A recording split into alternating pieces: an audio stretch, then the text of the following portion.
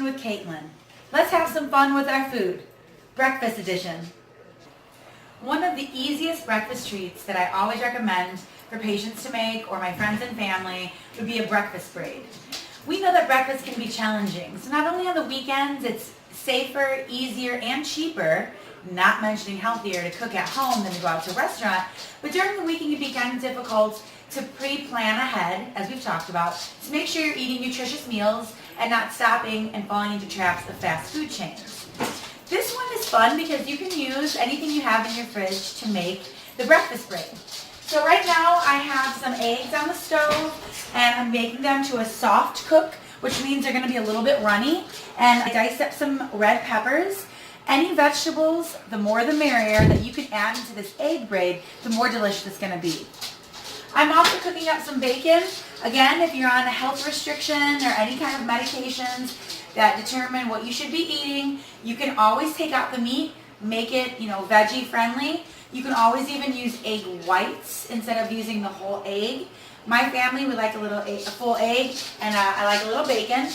And then I've got some cheese ready. I fresh shred some cheese. You can use low-fat cheese. Again, it's all customizable to your health and your family. And then you're going to need some crescent rolls as well.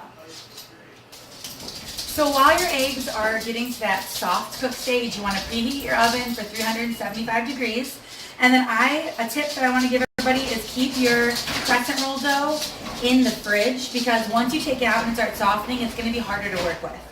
So once you unroll your crescent roll, which is always fun when you have to pop the crescent roll out of the tin, every time it scares me, it's like an adult Jack in the Box.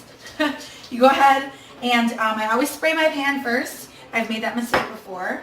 Roll your dough out and then you just seal your seams.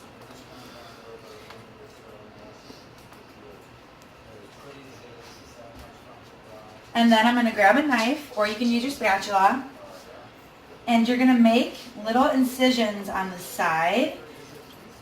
And really, it's not an exact science. Mine is typically not an exact science, and it still turns out pretty decently. So, however braided you want this to look. All right. The first thing that you do is go ahead and put your eggs down the center of this. It looks like a lot of eggs, but I swear it fits. My secret ingredient is honestly usually a lot of pepper. I love freshly cracked pepper, but because we know how great turmeric is for you as well, sometimes I like to throw a little turmeric powder in my eggs. So you're getting all the great benefits, but you're not really doing the extra work of having to try to get them. So you lay it in the middle like that. I swear it won't be this messy. Add some cheese.